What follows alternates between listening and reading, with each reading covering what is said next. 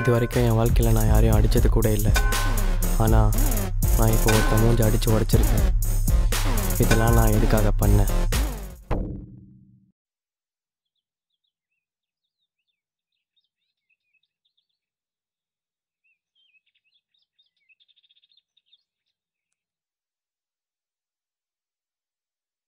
ஹே அனு, 1 minute நீல உங்ககிட்ட பேசணும்.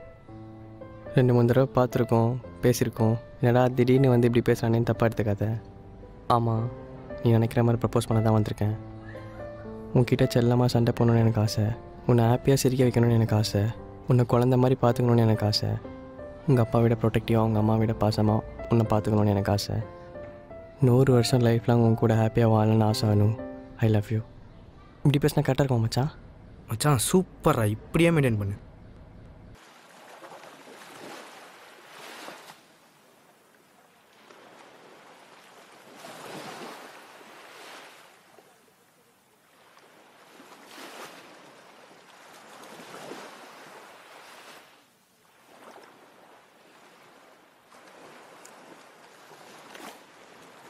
மச்சான், என்னடா இந்த பொண்ணுங்களே செம்மல. என்ன திடீர்னு?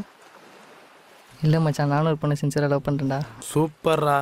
நீ எல்லாரும் மாதிரி தானா, இல்லை சின்சியராக இருப்பியா? அப்படிலாம் இல்லை மச்சான். அவளை நான் அடுத்து ஒரு அம்மாவாக பார்க்குறேன் மச்சான். அவ்வளோ சின்சியரா மச்சான்? எனக்கு எல்லாமே அவள் தான் மச்சான். அவ்வளோ சீக்கிரத்தில் விட்டுற மாட்டா அவளை. இதே மாதிரி இருந்தால் சந்தோஷம்தான் மச்சான். எப்பவும் மாறிடாது, சரியா?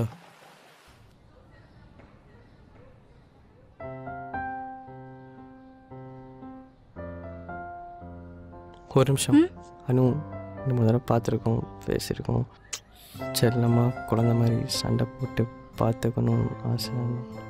ஐ லவ் யூ அனு.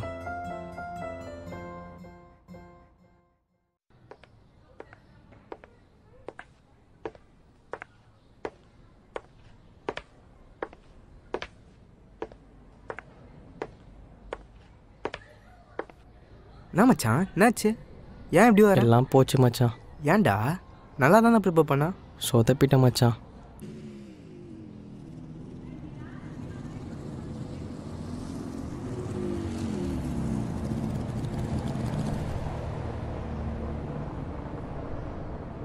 கணேஷ் ஏன்டா கூப்பிடல? இல்லை மச்சான், அவன் வந்தால் தேவையில்லாமல் அட்வைஸ் பண்ணிகிட்ருப்பான், அதான் விட்டேன். மச்சான் மச்சான்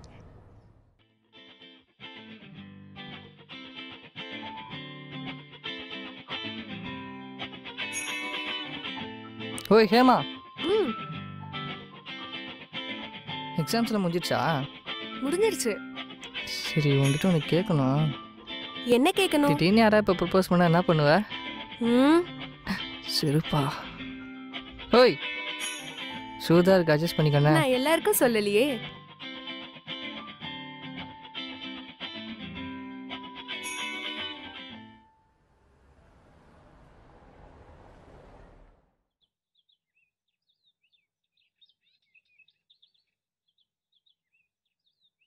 அன்றைக்கி வந்து ப்ரப்போஸ் பண்ணேன், ரிப்ளை சொல்லவே இல்லை. எப்போவுமே அவாய்ட் பண்ணுற, கொஞ்சம் கன்சிடர் பண்ணலாம்ல? உனக்காவே புரியாதா? இனிமேல் டிஸ்டர்ப் பண்ணாத.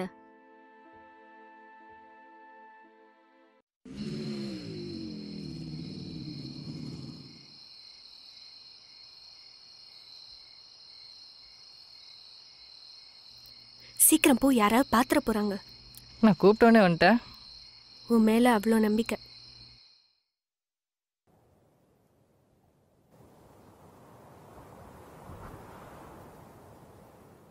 உண்மையாக லவ் பண்ணால் ஒரு பொண்ணுக்கு பிடிக்காதுல்லடா. அவளை பார்க்கறதுக்கு முன்னாடி எனக்கு எதுவுமே தெரியலடா.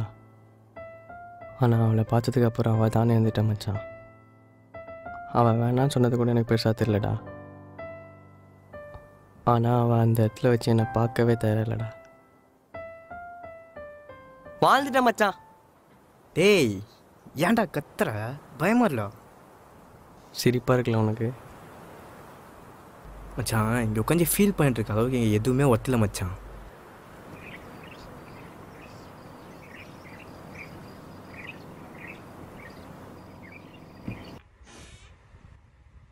அப்புறம் கூப்பிட்றேன். வாமாமே, வா வா வா, வந்து உட்காரு உட்காரு. நேற்று என் ஆள் கூட சம்பா வாட்டு மச்சான். டேய் என்ன மச்சான் சொல்கிறா அட போக மச்சான், ஒரே வெக்கமாக இருக்கு. டேய் அன்னைக்கு ப்ரொப்போஸ் பண்ண மட்டும் லவ் கிவனுக்கு அதெல்லாம் விட்ட. இப்போ கூட ஒரு பொண்ணு சின்சியராக லவ் பண்ணி தான் மச்சான் இருக்கேன். அப்போ அவ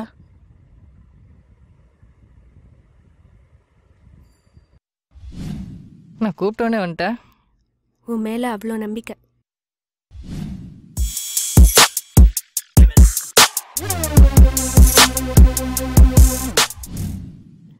உன் மேல அவ்வளோ நம்பிக்கை.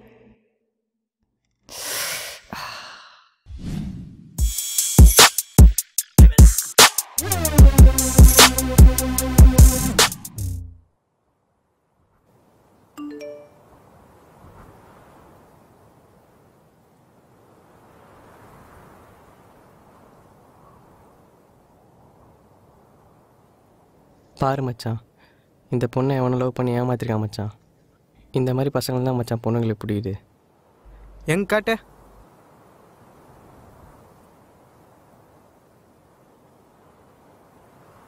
டேய் மச்சான், இந்த பொண்ணை பார்த்துருக்கேன்டா. என்னடா சொல்கிற? நம்ம திருநகரில் தான்டா இருக்கா. ரீசெண்டாக கூட பார்த்து நல்லா சிரிச்சு பேசிட்டு போயிருந்தாடா. சே எவ்வளோக்காடா இந்த நிலமை. ஒரு நிமிஷம் புரிய, என் கால் வருது. ஹலோ சொல்லுமா. பக்கத்தில் ஃப்ரெண்டு வீட்டில் இதோ 15 மினிட்ஸில் வந்துடும். டேய் அம்மா கூப்பிட்றாங்க, நான் கிளம்புறேன், பார்த்துக்கோ. வரேண்ணா. சரி மச்சான்.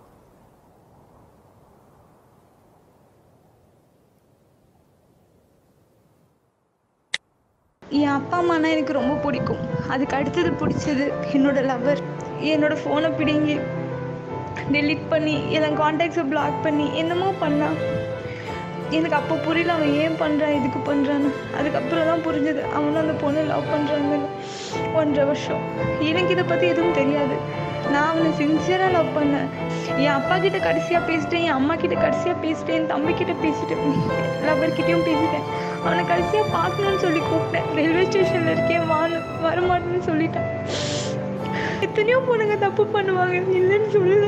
உண்மையாக இருக்க பொண்ணை என்றைக்குமே ஏமாத்திடாதீங்க. அந்த பாவம் உங்களை சும்மா விடாது. டைம் பாஸ்க்கு மட்டும்தான் லவ் பண்ணுறாங்க. சில பெண் உயிராக நினைச்சு லவ் பண்ணுறாங்க. அந்த மாதிரி பொண்ணை தயவு செஞ்சு ஏமாத்தாதீங்க. பாவம் அந்த பொண்ணுங்க. முதல்ல ஒரு பொண்ணை ஃபஸ்ட்டு ஒழுங்காக நேசிக்க கற்றுக்கோங்க. என்கிட்டயே அவன் சொல்லுவான், எனக்கு அந்த பொண்ணு தான் பிடிச்சிருக்கு, ஒன்றும் பிடிக்கல. இந்த வார்த்தைக்காக மட்டும்தான் நான் சாகிறேன். என்னோட அப்பா அம்மா கிட்ட ஆறுதல் சொல்லுங்க. நான் அவங்கள ஏமாத்தல. அவங்க என்னால கஷ்டப்படக்கூடாதுன்னு நான் போனேன்னு சொல்லுங்க. அவங்க நிம்மதியா இருக்கணும். என் தம்பி இருக்கா, அவனுக்காக அவங்க இருக்கணும்னு சொல்லுங்க.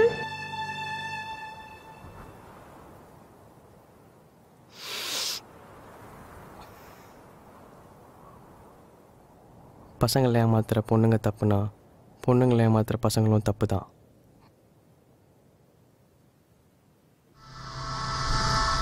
இப்போ என்ன பண்ணணும்னு உனக்கு தெரியும் ஆரி.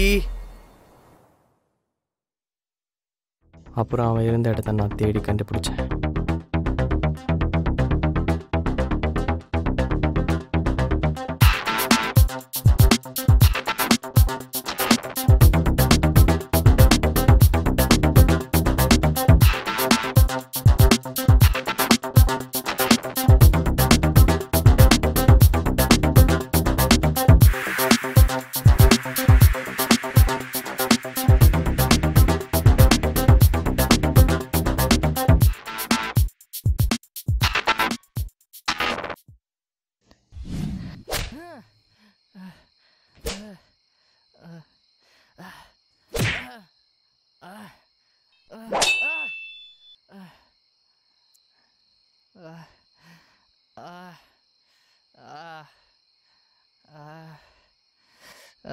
ஏன்டா உன்ன மாதிரி பசங்கள்லாம் யார் என்ன பண்ண போகிறாங்க, பொண்ணுங்கள்லாம் எப்படி வெளில சொல்ல போகிறாங்கன்ற தைரியத்தில் தான்டா பண்ணிட்டு இருக்கீங்க.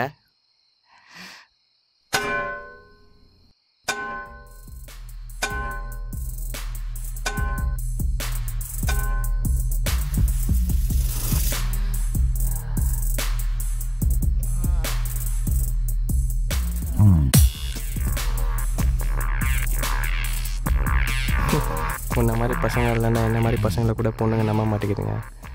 இனிமேட்டு எவனாச்சும் இந்த மாதிரி பண்ணணும்னு நினச்சாலே பயம் வரணும்டா.